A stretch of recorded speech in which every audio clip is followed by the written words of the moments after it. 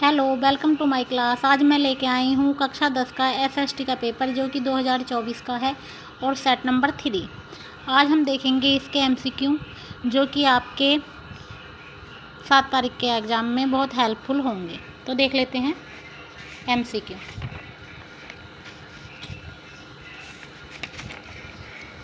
आप दोनों लैंग्वेज में देख लेंगे, हिंदी में भी और इंग्लिश में भी। हिंदी में मैं आपको बताते भी चलूँगी साथ साथ।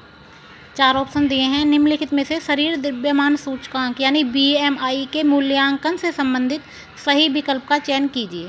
तो सही विकल्प है अल्प पोषण का आंकलन, कि हम बीएमआई के अंतर्गत क्या करते हैं, अल्प पोषण का आंकलन करते हैं। दूसरा है वैश्वीकरण के निम्नलिखित पहलुओं को उनके विवरण के साथ मिलाना है और सही विकल्प का चयन करना है। तो सही है हमारा बी वाला, क्योंकि वन का सी हो जाएगा। प्रौद्योगिक उन्नति, उत्पादन, सूचना एवं संचार में नवाचार, इससे मिलेगा ये। सेकंड, व्यापारिक उदारीकरण, ये व्यापार का प्रतिबंध हटाना, इसको कहते हैं व्यापारिक उदारीकरण, जब व्यापार से प्रतिबंध हटा दिया जाए। थर्ड है सांस्कृतिक आदान प्रदान, इसका हो जाएगा विचारों, मूल्यों और परंपराओं का आदान प्रदान। फोर्थ, बहुराष्ट्रीय कंपनियां, इसका मैच होगा कई देशों में कार्यरत कंपनियां। बहुराष्ट्रीय कंपनियां यानी कई देशों में कार्यरत कंपनियां। अब आगे देख लेते हैं क्वेश्चन नंबर 3। निम्नलिखित में से कौन सा बैंक द्वारा दी जाने वाली ऋण गतिविधियों का प्राथमिक उद्देश्य है? तो आर्थिक विकास का समर्थन करना। एक पिक्चर दी हुई है, आप इस पिक्चर को देखेंगे और पूछा गया है कि दिए गए चित्र को देखिए, चित्र में होने वाला कार्य निम्नलिखित में से किस क्षेत्र के अंतर्गत आता है?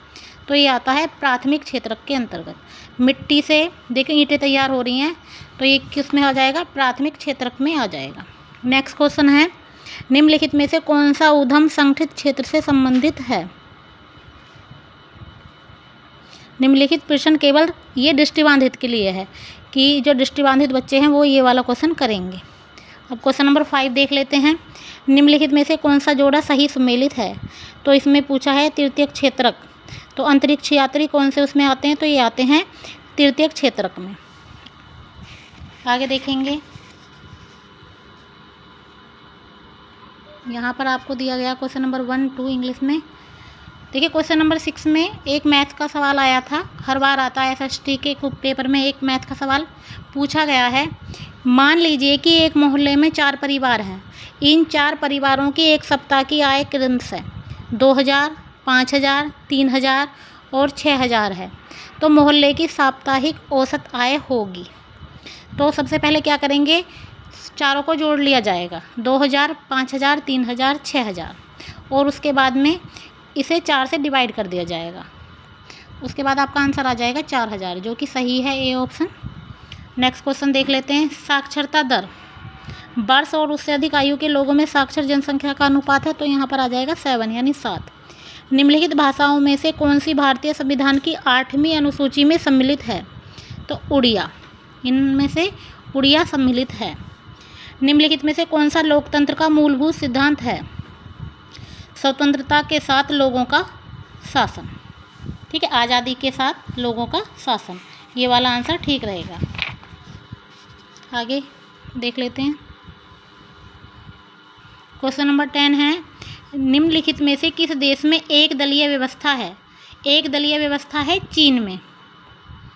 उसके बाद बेल्जियम की सत्ता की साझेदारी के संबंध में निम्नलिखित कथनों को पढ़िए और सही विकल्प का चयन कीजिए। तो सही विकल्प है पहला, दूसरा और तीसरा। पहला ऑप्शन है कि इसमें ब्रुसेल्स में समान प्रतिनिधित्व वाली अलग सरकार है। केंद्रीय सरकार में डच और फ्रेंच भाषी मंत्रियों की समान संख्या है। सामुदायिक सरकार का चुनाव एक ही भाषा बोलने वाले लोग करते हैं। तो पहला, दूसरा, तीसरा ये ठीक रहेंगे इसमें। आगे देख लेते हैं। निम्नलिखित जोड़ों में से कौन सा सुमेलित है? तो संघ सूची का विषय। तो संचार क्या है?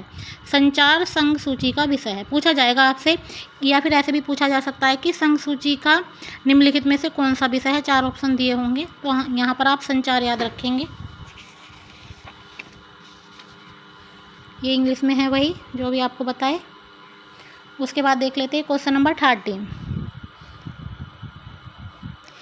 निम्नलिखित कथनों को पढ़िए और दिए गए विकल्पों में से भारतीय संविधान में उल्लेखित सही शब्द का चयन कीजिए। भारतीय राज्य ने किसी भी धर्म को राजकीय धर्म के रूप में अंगीकार नहीं किया है। मतलब किसी भी धर्म को उन्होंने ऐसा नहीं माना है कि ये, वो सभी धर्मों को स्वीकार करता है, हर धर्म का सम्मान करते हैं। भारत में किसी भी धर्म का पालन करने और प्रचार करने की आज़ादी है, तो उसको क्या कहेंगे? उसको कहेंगे हम पंथ निरपेक्ष। आगे देख लेते हैं, स्तंभ 1 का स्तंभ 2 से मिलान कीजिए और सही विकल्प का चयन कीजिए। यहाँ पर सी सही रहेगा। गेहूँ, गेहूँ क्या है? गेहूँ एक खाद्य फसल है। रागी क्या है? रागी मोटा अनाज है, रागी मोटा अनाज है। चाय, चाय क्या है? चाय एक पेय फसल है। पेय यानी जो चीज़ें पीने में आती हैं, जैसे कॉफ़ी भी एक पेय फसल है, चाय भी एक पेय फसल है। मक्का, मक्का क्या है? तो मक्का एक खाद्यान्न है और चारा फसल है, क्योंकि ये पशुओं को चारे के रूप में भी खिलाई जाती है और इसको खाया भी जाता है मक्का को। आगे भी देख लेते हैं और क्वेश्चन नंबर 15। मृदा की निम्नलिखित विशेषताओं को पढ़िए। मिट्टी की कुछ विशेषताएं बताई गई है और आपको पहचानना है कि ये किस मिट्टी के बारे में पूछ रहा है। पहला पॉइंट है, यह विस्तृत रूप में फैली हुई और महत्वपूर्ण मृदा है। उत्तरी मैदान इससे बना है। इसमें रेत, सिल्ट और मृत्तिका पाए जाते हैं। तो ये है जलोढ़ मृदा। कौन सी मृदा हो जाएगी? जलोढ़ मृदा। तीनों गुण जो बताए गए हैं, तीनों बातें बताई गई हैं, ये जलोढ़ मृदा में ही पाई जाती हैं। एक तो ये विस्तृत रूप से फैली हुई है, बहुत ज़्यादा में फैली हुई है, और ये महत्वपूर्ण भी है, और उत्तरी मैदान इसी से बना है। इसमें रेत भी मिलता है, सिल्ट भी मिलता है और मृत्तिका भी पाए जाते हैं। उसके बाद नेक्स्ट क्वेश्चन है, रिक्त स्थान की पूर्ति के लिए सही विकल्प का चयन कीजिए। अधात्विक खनिज, अभ्रक। ऊर्जा खनिज पूछा है, तो ऊर्जा खनिज क्या है? ऊर्जा खनिज है प्राकृतिक गैस। ऊर्जा खनिज है प्राकृतिक गैस। नेक्स्ट है, निम्नलिखित में से कौन सा जोड़ा सही सुमेलित है? तो सही सुमेलित है काशी बाबा, छोटे और बड़े सवाल। ये वाला जोड़ा सही है 17 में। अब आप आगे देख लेंगे। और अब 18 क्वेश्चन, निम्नलिखित घटनाओं को कालानुक्रमिक रूप से व्यवस्थित कीजिए और सही विकल्प का चयन कीजिए। तो इसमें सबसे पहले 4th आ जाएगा नेपोलियन की नागरिक संहिता। उसके बाद आ जाएगा कुस्तुनिया की संधि। उसके बाद आएगा हैम्बर्ग का हंगरी को स्वायत्तता प्रदान करना। और सबसे बाद में आ जाएगा बाल्कन संघर्ष। अब आपको फिर एक क्वेश्चन देखना है 19। नीचे 2 कथन दिए गए हैं, ये अभिकथन ए और कारण आर है। दोनों कथनों को पढ़िए और सही विकल्प का चयन कीजिए। दोनों कथनों को पढ़ लेंगे। इसमें क्या है, ए और आर दोनों सही हैं और आर ए की सही व्याख्या करता है। 20 नंबर का क्वेश्चन देख लेंगे। आपके 20 MCQ हो गए हैं। जर्मन दार्शनिक, जर्मन के दार्शनिक थे। एक तो आपको ये पता चल गया योहान गॉटफ्रीड। कहाँ के दार्शनिक थे ये? जर्मन के। नाम था योहान गॉटफ्रीड।